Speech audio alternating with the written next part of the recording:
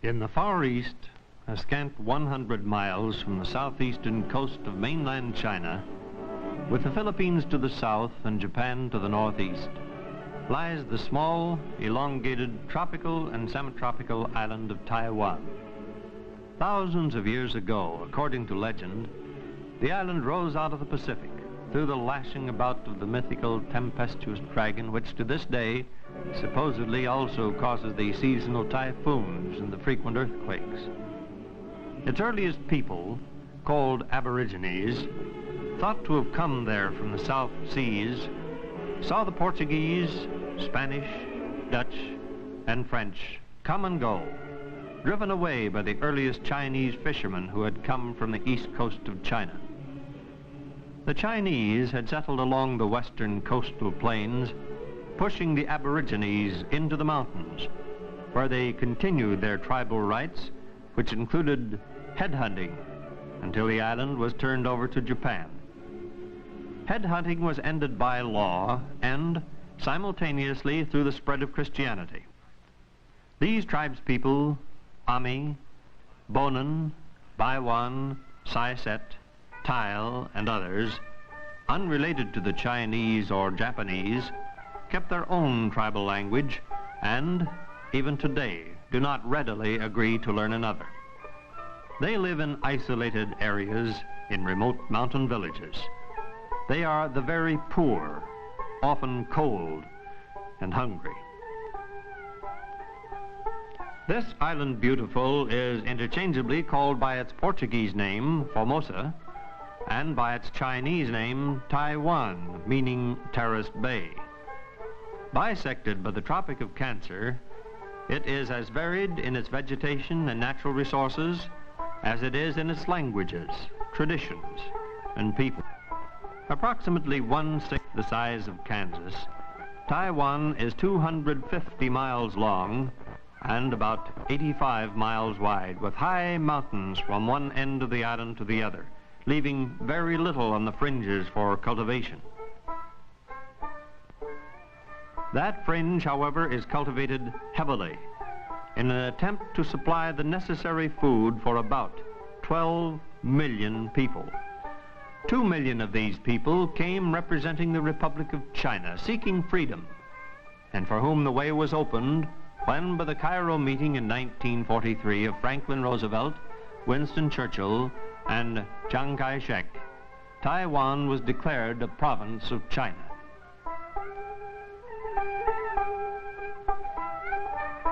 The 8 to 10 million earlier Taiwanese, which included about 150,000 mountain tribespeople, found themselves faced with the problem of adjusting to the new flag flying over their capital city, Taipei.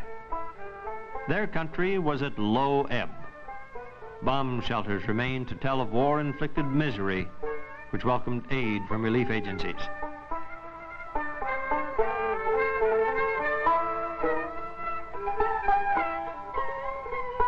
Taiwan is a land of beauty, industry, and small farms. One of the leading agricultural products is sugarcane, of which the greatest portion is exported. The growing of the cane is done by very primitive methods, but modern methods are used to refine the sugarcane. The ox and the water buffalo are the beasts of burden, the former being used on the roads, and the buffalo chiefly in the rice paddies.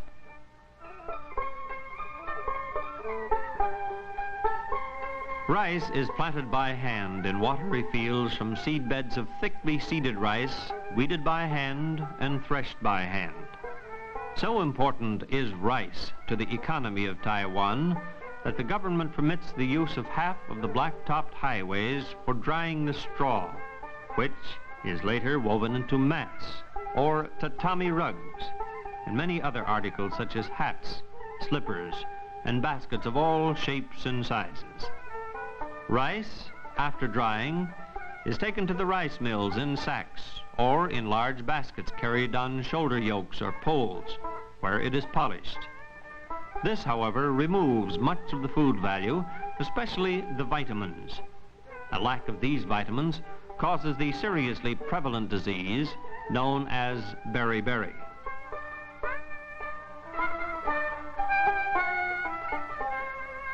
Banana plantations are a common sight on the mountain slopes. Many varieties are known. They are a one-year plant and are often a total loss in the event of a disastrous typhoon. Papaya is another one-year fruit. It grows to a height of 12 to 20 feet. The sweet, tasty fruit is the size of small muskmelon. Much of it is used to feed hogs, as are sweet potatoes. Gathered from the abundant orchards are the many kinds of fruit ready to be sold.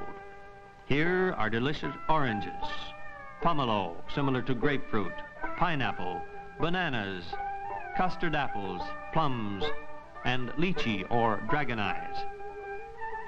Flowers are ever blooming in this tropical and semi-tropical wonderland. Hibiscus of different varieties, roses, azaleas, poinsettia trees, other kinds of flowering trees, bushes, plants, and hedges. Poinsettias grow to 10 to 15 feet in height with blooms as big as dinner plates. But the most beautiful is the orchid, which grows wild or as a greenhouse plant. The orchid is the national flower of Formosa.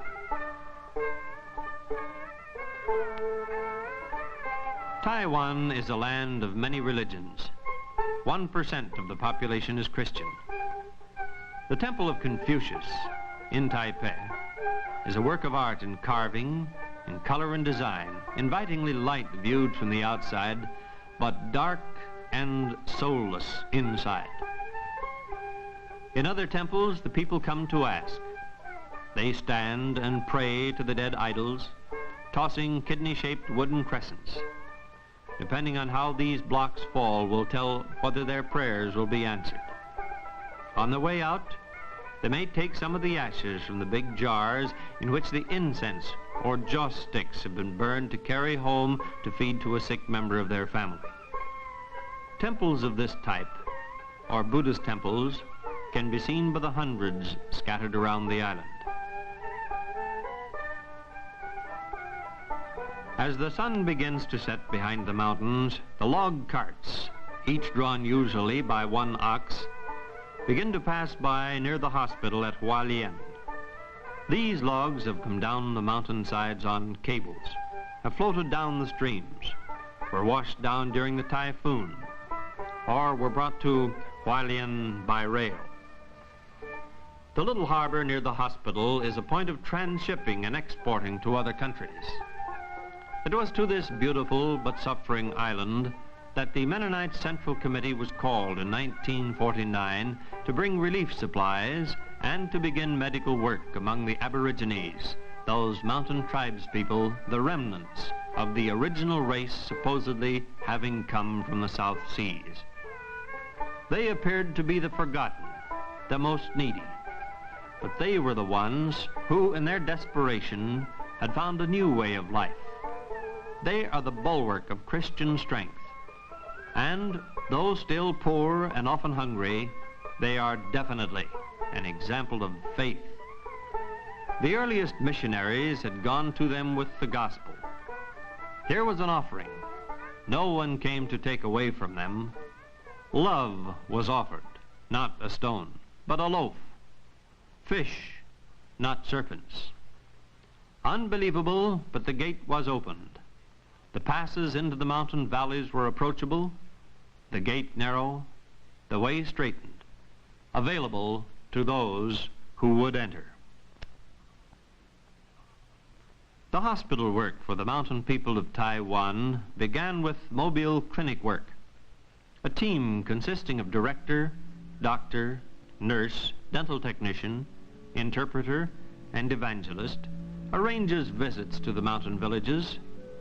As they approach, the big white power wagon with the green cross on either side is welcomed by the many children. Malnutrition, TB, parasitic infestation, trachoma, the dreaded eye disease that often leads to blindness, are common among the mountain people. Our work here, as in the hospital, is a twofold ministry to the body and to the soul. Clinics are always preceded by a service, and evening meetings are held whenever possible. For a very minimal price, Gospels, Bibles, and Christian books and magazines in Chinese and Japanese are distributed. Where the roads are impassable for cars, the medical team continues on foot to reach those in the most remote, most inaccessible places. Clinics are usually set up in the churches. The preacher helps and usually knows who is very sick and who may have to be visited in the home. Here is opportunity to teach godliness and cleanliness. The prophet Isaiah had spoken, "Every valley shall be exalted, and every mountain and hill shall be made low, and the crooked shall be made straight, and the rough places plain, and the glory of the Lord shall be revealed." Isaiah 40:4-5. This is a service of great importance, and these who have presented themselves to serve their brothers on a voluntary basis have, time and again, risen to the stature of that service of building for brotherhood. In the morning at the hospital, the staff gather for devotions. Each one takes his turn and speaks as the Spirit leads, whether it be in Mandarin, Japanese, Taiwanese, or English, through an interpreter, or in any one of the tribal languages. Although everyone may not understand the spoken language, it is understood that guidance for the day's work is sought, and that what is done is to be done to the glory of God. Inside the hospital, the business manager is perhaps the busiest man. He is dedicated to his work and is most flexible. One day he is available to assist in surgery. Another day may call him far from the compound, perhaps to bring in by car or hospital jeep ambulance a very sick child, and then perhaps to take the little one home again. He is mediator and consultant in many languages. Much love, kindness, and patience are required in meeting the many demands upon the business manager. Deuteronomy 15:10-11, "Thou shalt surely give him, and thine heart shall not be grieved when thou givest unto him, because that for this thing the Lord thy God shall bless thee in all thy works, and in all that thou puttest thy hand unto. For the poor shall never cease out of the land. Therefore I command thee, saying, Thou shalt surely open thy hand unto thy brother, to thy poor, and to thy needy in thy land." Taiwanese nurses are a vital part of the hospital ministry. The superintendent of nurses finds them available too as interpreters to help teach the technique of scrubbing before surgery, and in the classroom, where the nurse aides are instructed in the routine of nursing methods, including making beds, giving baths, charting, and detail work. Nursing requires more than all these things. It requires the giving of oneself, as we read in Romans 12:1. "That ye present your bodies a living sacrifice." It takes wisdom, understanding, and much love. "But my God shall supply all your needs." Philippians 4:19. This work is growing. A nurse's training school is part of the projected building program which is now in progress. The X-ray department is run by a thoroughly dedicated man who is trained by our church organization. He has developed into an expert technician. The X-ray film is studied very carefully before the patient is taken into the operating room for further surgery. The patient, who is about to undergo another operation on a serious fracture of the leg, listens to the hospital chaplain as he reads to him from the scriptures. When this young man came to the hospital without family or friend, he was bitter and scoffingly begged the nurses to give him enough drugs so that he might die. Today, he was preparing to go into surgery so that he might live.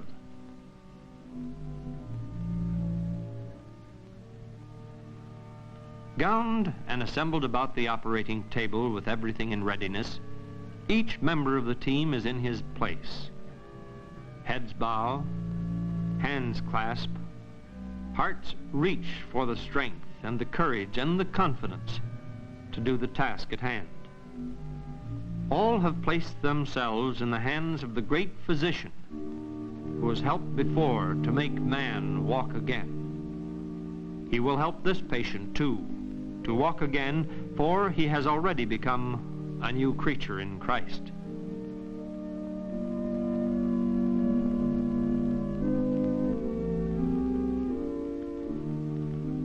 Through the witness in the hospital, upon which cornerstone are written in Chinese and in English these words, "Service in the name of Christ," through the clinic services, ward services, special evening services on Sundays, individual casework for the hospital chaplain and others of the staff, combined with the inspiration rising out of Bible study and English classes, and through home visitation, churches are being born.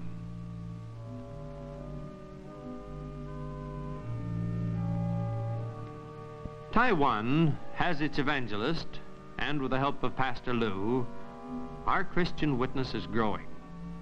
This man has worked with us for a number of years and is one who can make the gospel live. It is not unusual for him to speak 1/2 to 2½ hours and hold his audience spellbound. He speaks Taiwanese, the original language of most of the people of Taiwan. Working with Pastor Lu presents a real challenge. He has been the leader in planning the opening of each of the chapels, as well as conducting the first evangelistic services. During 3 months, he hadn't rested one day, usually speaking 2 or 3 times a day. How does he do it? Perhaps it is because he is up early every morning and spends at least the first 3 hours of the day reading the Bible. The many missionaries who came from serving in China are able to work with those who speak only Chinese or Mandarin. But Taiwan, before the conversion to Mandarin, had very few missionaries. There are many people who have never heard about Christ.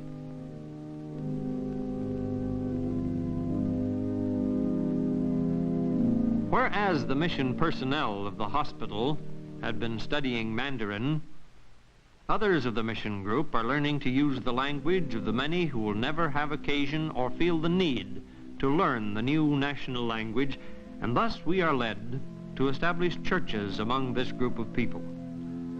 To master either of these languages is almost impossible. The interpreter is most important and indispensable in preaching.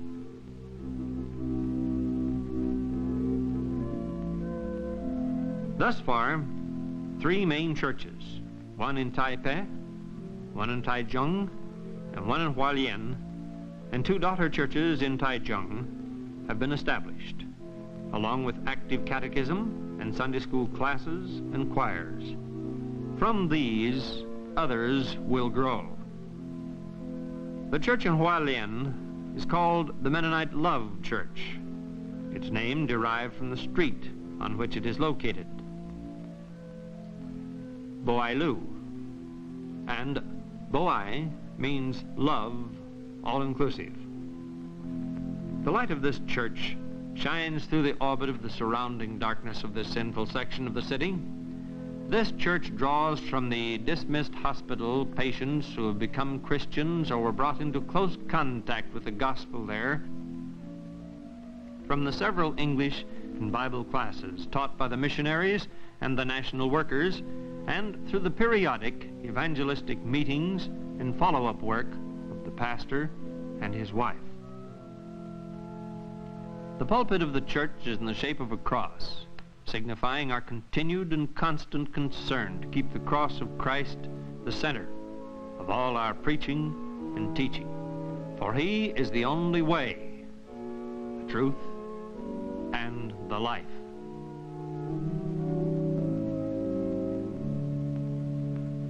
Baptism is administered when the candidates feel prepared and are firm in their decision to accept Christ and to continue in the path of righteousness. The inner light of salvation and peace is reflected in the individual faces. They are eager to share that joy with others, to go forth as disciples, and to garner sheaves.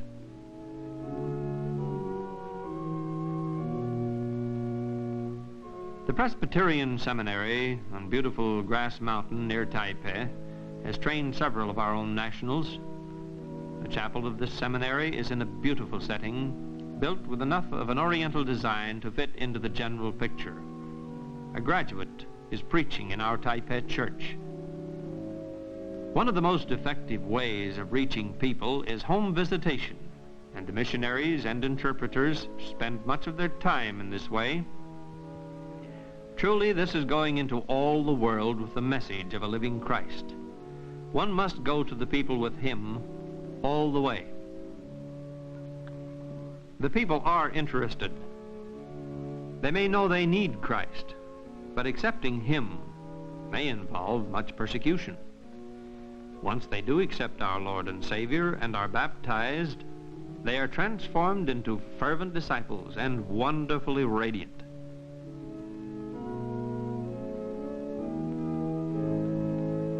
The missionary home is open to all, be it for staff meeting, committee meeting, prayer meeting, travel guests, teaching groups, or for individuals who are seeking spiritual fellowship. It should be a place where all feel welcome, for those who leave from there will reflect its spirit. Our prayer is that we count it all a joy as we serve in the place to which we have been called, and that we might be found faithful. Going out to visit and to distribute tracts also gives one opportunity to go shopping a bit and to try out in conversation what one has learned in language school. More and more items are appearing in the stores and the open-air shops that are often built on the sidewalks or even extend into the streets. There are a variety of modes of transportation: the bicycle, the three-wheeled pedicab, freight carts, jeeps, taxis, a few privately owned cars, buses, ox cart or buffalo carts, and, of course, walking. Foreigners, as we are away from our own shores, always attract attention.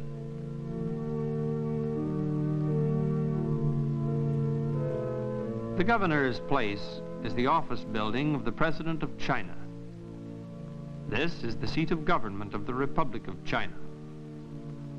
Traffic officer is a study in rhythm and certainly in efficiency as more and more cars, jeeps, pedicabs, and bicycles invade this busy area. He is a real asset. A procession of families in pedicabs following a procession of the gods being shown the city is quite a common sight.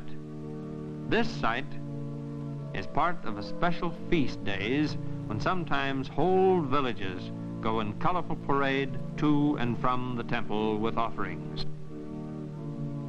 These celebrations, or bye-bye as they are called, can be seen wherever one goes throughout the year.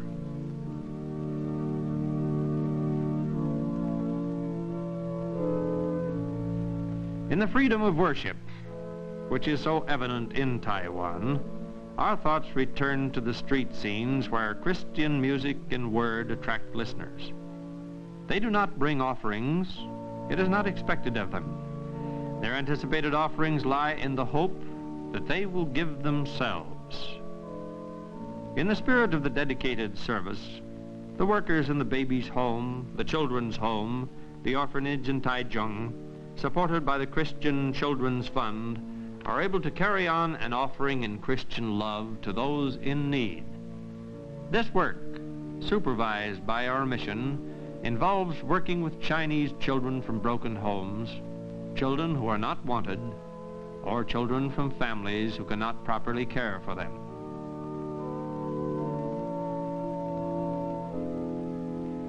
Here is an opportunity to nourish them in a Christian atmosphere and place them, when possible, in Christian homes where they will be loved and wanted. The children receive kindergarten training on the compound and, when older, go to the nearby schools. If not in school, they are given occupational instruction on the grounds by Mr. and Mrs. Leo and their helpers, or often some of those who have grown up there. Having been orphans, they know how essential it is for each child to receive love and affection.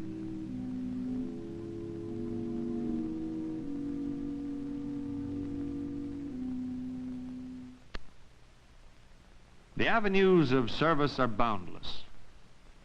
Jesus said, "Follow me, and I will make you fishers of men." And you can say, as the scribe said to him, "Master, I will follow thee whithersoever thou goest."